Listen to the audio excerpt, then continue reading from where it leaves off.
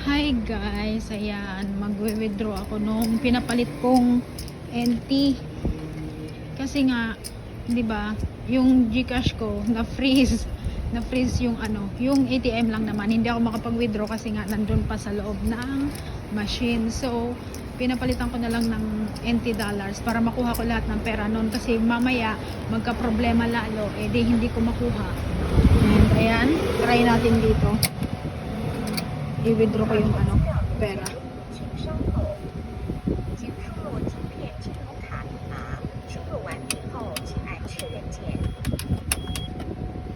Ayan.